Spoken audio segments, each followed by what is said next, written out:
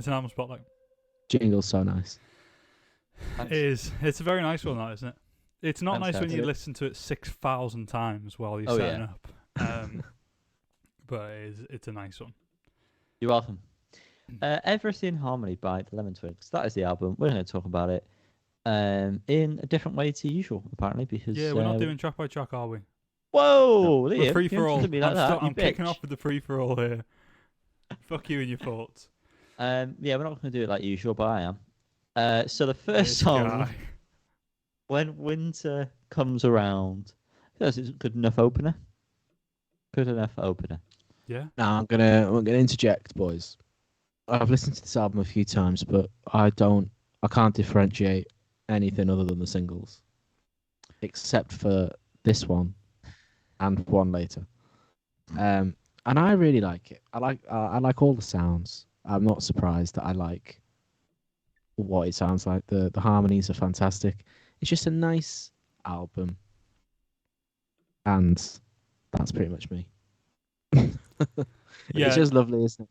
It just doesn't surprise me. It delivered on what I expected from the singles. I think you're spot on. I think what they've gone for here, and kind of having a slight knowledge of what they were doing beforehand, they've really seemed to reach their kind of pinnacle of this, 60s, 70s style. Yeah. And beyond. And, calling the album Everything Harmony. The harmonies throughout, musically and vocally are incredible. They hit so many different styles, so many different kind of tempos and moods and things like that through the whole album. I actually am like, every time I listen to it, I'm astonished at like how much they've managed to cram into this album. I know it's 13 songs, but it doesn't feel that long. The songs aren't that long, and there's so much going on from song to song. That I just enjoy listening to it so much. I mean, Yeah. there are certain songs. I think the singles were probably the right songs to be the singles. I don't Definitely. think we get better than the singles. It doesn't get much worse, but they're definitely the best ones. But there's just every song is great. There are certain parts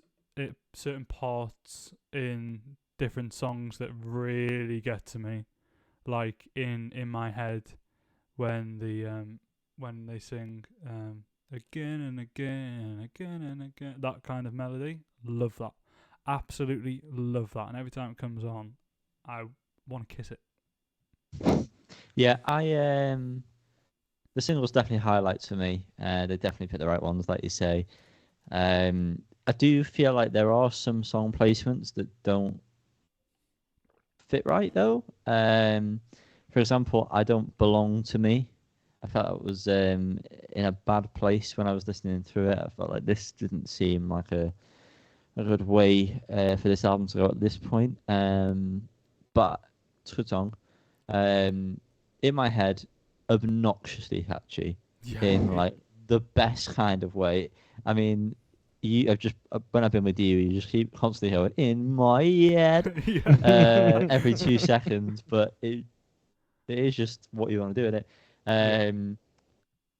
All the singles, Corner of My Eye, slaps. Any time of day, I've just put Jay-Z meme for that. Great. I thought that when it changed to What You Were Doing, it was an enjoyable change of pace at that point. Every Day is the worst day of my life. How they've managed to make that song so good is just testament really to them as songwriters, because it's literally 2 lines. I think Liam, I said you this to mentioned. you, didn't I? Yeah. When I opened the record, I was looking at the lyric sheet and I was like, where's Every Day is the Worst Day of My Life? I just couldn't see it on the record sheet scanning over. And then I eventually spotted it right at the bottom. And it was just 2 lines, obviously, because only 2 lines. And I had not realised up until that point that there's only 2 lines in the song. I didn't know that. You Right now. I really love that song. Feels like there's so much more. And all they sing is Every Day is the worst day of my life. And then the second line is the worst day of my life. That's literally it. It's basically one line. That's testament to the songwriting, I suppose. Well, there's an echo in there, isn't there? I think that's a testament to the songwriting, to be honest. And one other sort of standout for me was Ghost Run Free, because that sounded very different Yeah. When that came on, I was quite surprised by it. But yeah, I would say that towards the second half of the album, there are a couple of songs where it doesn't quite have the same appeal as the first half. But I mean, it's still enjoyable to listen to those songs. Mm-hmm. Maybe it just would have been better if they spread out the singles a bit more over the album, so that you're getting really good ones throughout the whole thing instead of just in the first half. But yeah, like I said, they're still like decent songs anyway. There's nothing wrong with them. So I'm pleasantly surprised. Yeah, I think I kind of get what you're saying around going right back to when you started now around I don't belong to me, the placement. However, I did feel like when I was listening to it, and I've only listened to the first half on vinyl, and Every Day is the Worst Day of My Life is the last song on that side. It kind of felt right that was just before it, and I think that actually plays nicely into that as the end of the first side, personally. And then the second side is a bit slower, as you say. Some beautiful moments, like the second half of What Happens to a Heart is like incredible, very kind of Beatles-esque. Great chorus in it as well by that song. Yeah, unbelievable. The only one for me that really kind of I still think it's a great song. It just is quite samey the whole way through. It's Born to Be Lonely. Is at that point it's a little bit slow, but then Ghost Run Free comes in, as you say, which is a bit different. That kicks it back up again. But yeah, I just think there's some great variety. Some great Beatles-esque kind of sounds. A lot of Elliott Smith sound and stuff, which I guess again comes from Beatles. And just really just like brilliant songwriting. Really good. Definitely. I agree. It's all my fault. I've not spent as much time with the album that I wanted to, but I've really enjoyed what I have spent with it. A song neither of you have really mentioned is Everything Harmony. That stood out to me when I was doing my final cram listen this afternoon. That was just on in the background. That one kind of really piqued my interest. And I don't really remember New to Me, if I'm honest, but I kind of feel like Everything Harmony could have been the ender. Yeah, I think so. We're getting to the point where what I say with most albums that are over 30, 35 minutes long, where I genuinely do feel like the album, if it had been 3 songs shorter, we would be talking like fantastic territory. And it's very, very good, but I don't know. I just think 50 minutes is quite a slog in it. It's great. No, I don't mean that. It's great. No, it's great, but if it had been 35 minutes, there's, I'd have preferred that. Yeah, we know. This could have been a deluxe album. I suppose. I definitely agree that Everything Harmony could have been the closer. Although I do think the very end to New to Me is a beautiful way to end the album. I don't know if the full song is a great last song. I hope that makes sense. But yeah, Everything Harmony is really nice. That kind of it's just like pure strings almost the whole way through. Apart from maybe like there's like organs or something. There's so much kind of like different rhythms and stuff from the strings that it's really kind of really pretty and kind of just like feels like it's part of like some weird film that's like that reminds me of like Call Me by Your Name or something. That kind of the score to that has a lot of strings and stuff on it.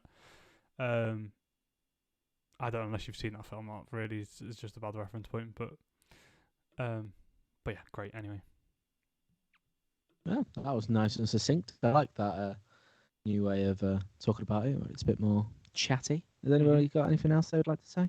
I've got nothing more to add to that. I feel like I've said everything I need to. No. Well, I don't want to toot our own horn, but that was very nice and flowy. But now it's time to rate the album. And I always start with this. I'll rate every single one of you.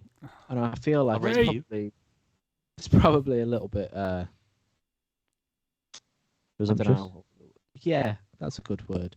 I'm going to give it an 8 because I've really enjoyed my time with it. I just haven't given it as much in-depth attention that it deserved. Well, I think that's a great starting point. As someone who's given it more attention, I'm happy to up that to a 9. Wow.